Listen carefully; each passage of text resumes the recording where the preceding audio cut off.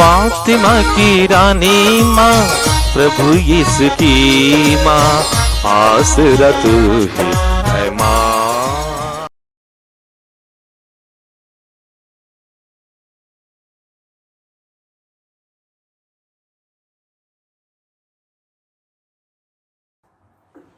पहला पाठ संत याकूब का पत्र, अध्याय 4, पद संख्याएं 1 से 10।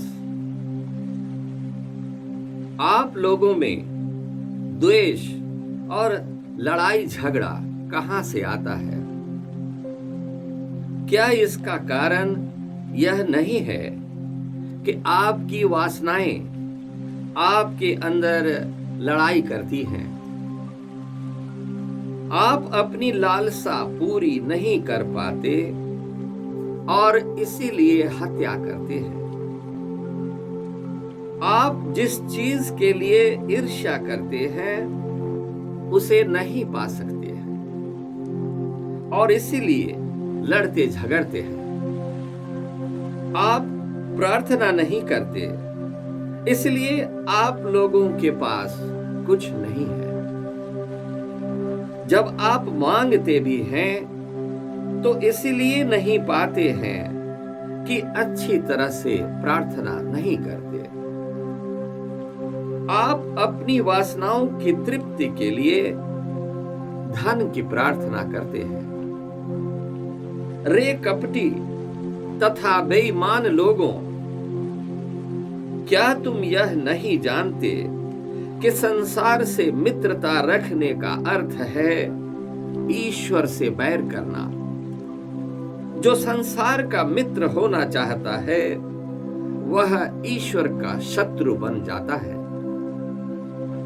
क्या तुम समझते हो कि धर्म ग्रंथ अकारण कहता है कि ईश्वर ने जिस आत्मा का हम में समावेश किया है वह उसको अपने लिए ही चाहता है, इसलिए वह हमें प्रचुर मात्रा में अनुग्रह देता है, जैसा कि धर्म ग्रंथ में लिखा है। ईश्वर घमंडियों का विरोध करता, किंतु विनीतों को अनुग्रह प्रदान करता है। आप लोग ईश्वर के अधीन रहिए, शैतान का सामना कीजिए और वह आपके सामने से भाग जाएगा। ईश्वर के पास जाइए और वह आपके पास आएगा। पापियों, अपने हाथ शुद्ध करो। कपटियों, अपना हृदय पवित्र करो। अपनी दुर्गति पहचान कर शोक मनाओ और आंसू बहाओ। तुम्हारी हंसी शोक में और तुम्हारा आनंद विषाद में बदल जाए। प्रभु के सामने दीनहीन बनो और वह तुम्हें ऊंचा उठाएगा। प्रभु की वाणी। ईश्वर को धन्यवाद। भजन अनुवाक्य। तुम प्रभु पर अपना भार छोड़ दो और वह तुम्हें संभालेगा। तुम प्रभु पर अपना भार छोड़ दो और वह तुम्हें संभालेगा। मैं कहता हूँ, ओह, यदि कपोत की तरह मेरे भी पंख होते तो मैं कहीं उड़ जाता और विश्राम पाता। मैं कहीं बहुत दूर भाग जाता और मरुभूमि में बसेरा कर लेता। अनुवाक्य। तुम प्रभु पर अपना भार छोड़ दो और वह तुम्हें संभालेगा। तुम प्रभु पर अपना भार छोड़ दो और वह तुम्हें संभालेगा। हे प्रभु, प्रचंड वायु, घोर आंधी और उनके कपटपूर्ण वचनों से बचने के लिए मैं शीघ्र ही वहां शरण स्थान पाता। अनुवाक्य। तुम प्रभु पर अपना भार छोड़ दो और वह तुम्हें संभालेगा। तुम प्रभु पर अपना भार छोड़ दो और वह तुम्हें संभालेगा। क्योंकि मैं नगर में हिंसा और संघर्ष ही देखता हूँ। हिंसा और संघर्ष रात दिन हमारा नगर घेरे रहते हैं। अनुवाक्य, तुम प्रभु पर अपना भार छोड़ दो और वह तुम्हें संभालेगा। तुम प्रभु पर अपना भार छोड़ दो और वह तुम्हें संभालेगा। तुम प्रभु पर अपना भार छोड़ दो और वह तुम्हें संभालेगा। वह धर्मी मनुष्य को कभी विचलित नहीं होने देगा। अनुवाक्य, तुम प्रभु पर अपना भार छोड़ दो और वह तुम्हें संभालेगा। तुम प्रभु पर अपना भार छोड़ दो और वह तुम्हें संभालेगा। जय घोष, हालेलुया। मैं केवल हमारे प्रभु यीशु मसीह के क्रूस पर गौरव करता हूँ। उन्हीं के कारण संसार मेरी दृष्टि में मर गया है और मैं संसार की दृष्टि में। हालेलुया। प्रभु आप लोगों के साथ हो और आपकी आत्मा के साथ। संत मार्कुस के अनुसार पवित्र सुसमाचार। हे प्रभु तेरी महिमा हो। अध्याय 9 और संख्याएं 30 से 37 तक। यीशु और उनके शिष्य पहाड़ से चलकर गलीलिया पार कर रहे थे। यीशु नहीं चाहते थे कि किसी को इसका पता चले, क्योंकि वह अपने शिष्यों को शिक्षा दे रहे थे।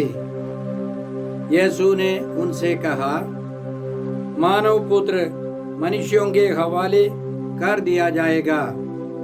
वे उसे मार डालेंगे और मार डाले जाने के बाद वह तीसरे दिन जी उठेगा।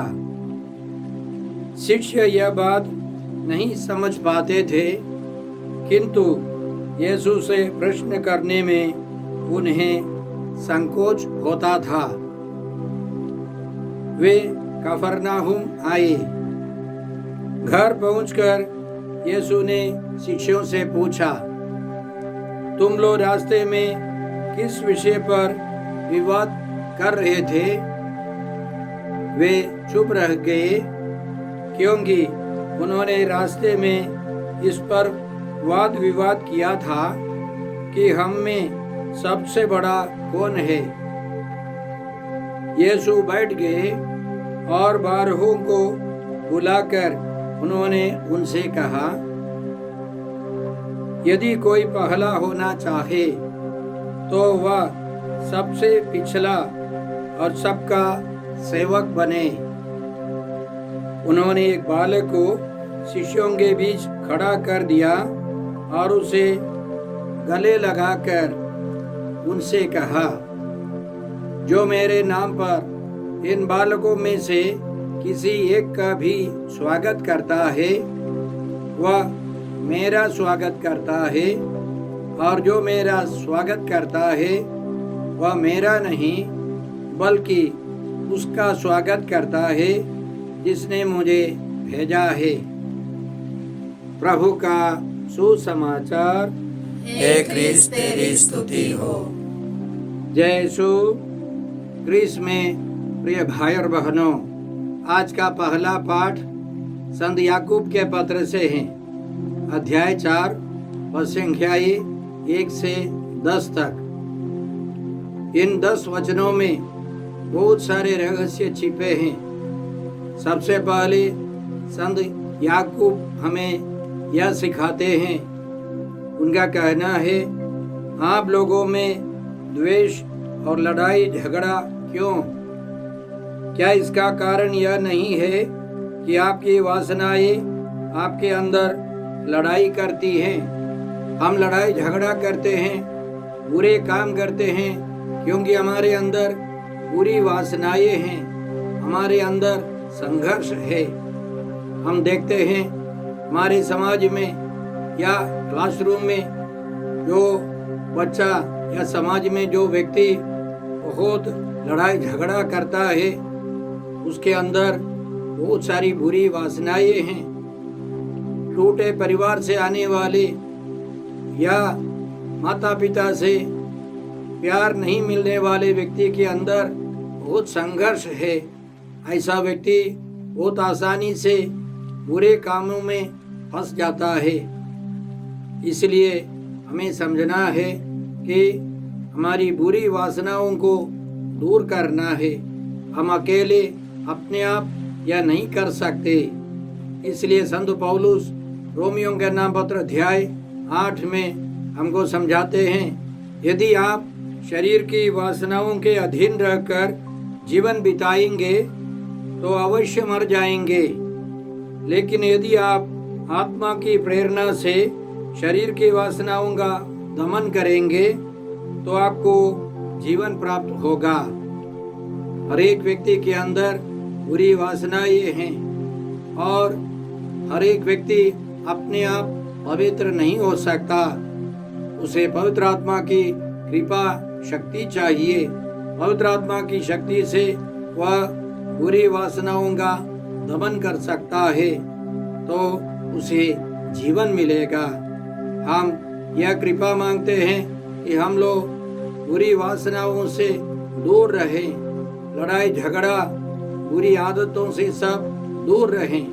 संत मत्ती के सुसमाचार अध्याय 6 और संज्ञा 33 में प्रभु यीशु इस प्रकार हमें सिखाते हैं कि तुम सबसे पहले ईश्वर के राज्य और उसकी धार्मिकता की खोज में लगे रहो और ये सब चीजें तुम्हें यूं ही मिल जाएंगी। तो हमें सबसे पहले ईश्वर को और उसकी धार्मिकता को खोजना है। हम ईश्वर की खोज में लगे रहेंगे, पवित्र आत्मा मांगेंगे तो हमको बाकी सब मिल जाएंगे। याद रखें, राजा सुलेमान ने ईश्वर से प्रज्ञा मांगी, ईश्वर ने उसे प्रज्ञा दी। प्रज्ञा के साथ साथ सारी संपत्ति, सारा वैभव दिया। तो इसलिए हम कृपा मांगते हैं कि हम ईश्वर को पाए। इसलिए हम लोग ईश्वर को पाने के लिए प्रयास करें, प्रार्थना करें, बाकी सब हमको मिल जाएंगे। संत पेतरुस के पहले पत्र अध्याय 5 और संख्या 6 से हम लोग इस प्रकार पढ़ते हैं, आप शक्तिशाली ईश्वर के सामने विनम्र बने रहें, जिससे वह आपको उपयुक्त समय में ऊपर उठाए। आप अपनी सारी चिंताएं उस पर छोड़ दें, क्योंकि वह आपकी सुधि लेता है। आप संयम रखें और जागते रहें। आपका शत्रु शैतान दहाड़ते हुए सिंह की तरह विचरता है और ढूंढता रहता है कि किसे फाड़ खाए। आप विश्वास में दृढ़ होकर उसका सामना करें। हमें शैतान का सामना करना है। वचन पढ़कर, प्रभु में विश्वास जगाकर, ईमानदारी का जीवन बिताकर, सारे संस्कार ग्रहण करते हुए हमें शैतान का सामना करना है। कई लोग शैतान को ईश्वर से ज्यादा महत्व देते हैं। शैतान ईश्वर नहीं है, सर्वशक्तिमान नहीं है। जिन स्वर्गदूतों ने पाप किया और वे ईश्वर से अलग हो गए, उनका नाम है शैतान या अबदूत या नरक दूत। हमें उनका सामना करना है। यदि हमारे अंदर त्रिएक ईश्वर कार्यरत है तो शैतान हमें देखकर डरता है।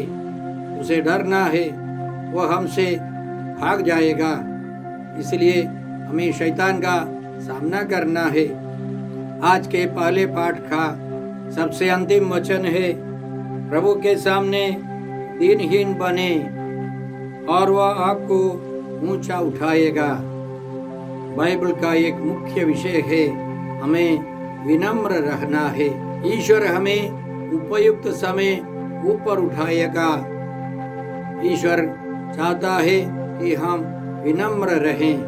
प्रभु यीशु ने अपने पहले प्रवचन में हमें समझाया। संत मत्ती के सुसमाचार अध्याय 5 और संज्ञाएं 3 से, धन्य हैं वे जो अपने को दीनहीन समझते हैं, स्वर्गराज उन्हीं का है। धन्य हैं वे जो नम्र हैं, उन्हें प्रतिज्ञा देश प्राप्त होगा।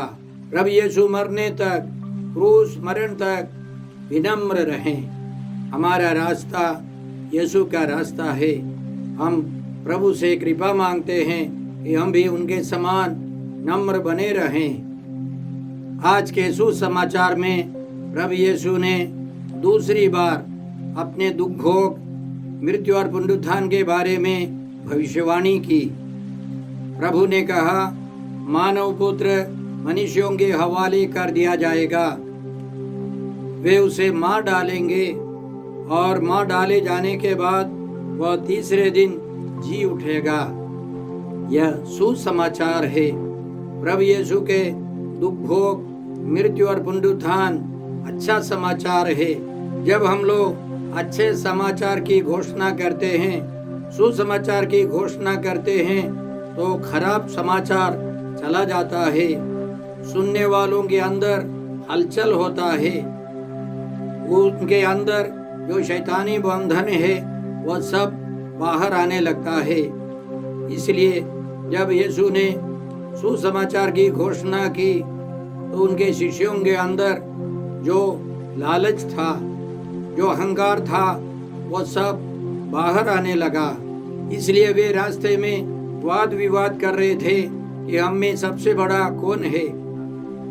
प्रभु यीशु ने उनको समझाया, हमारे सेंटर में भी हम लोग प्रतिदिन वचन सुनने के लिए आने वालों को सुसमाचार सुनाते हैं।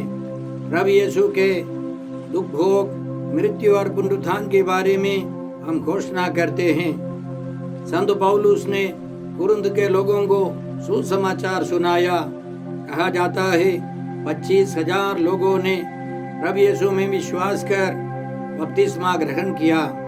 और कुरिन्थियों के नाम संत पौलुस के पहले पत्र अध्याय 15 संज्ञाएं 1 से संत पौलुस ने उन लोगों को, कुरिन्थ के लोगों को याद दिलाया, भाइयों मैंने आपको सुसमाचार सुनाया, उसको बरकरार रखना है तो आपको मुक्ति मिलेगी। क्या है वो सुसमाचार?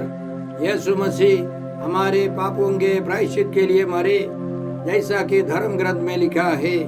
वह कब्र में रखे गए और तीसरे दिन जी उठे, जैसा कि धर्म ग्रंथ में लिखा है।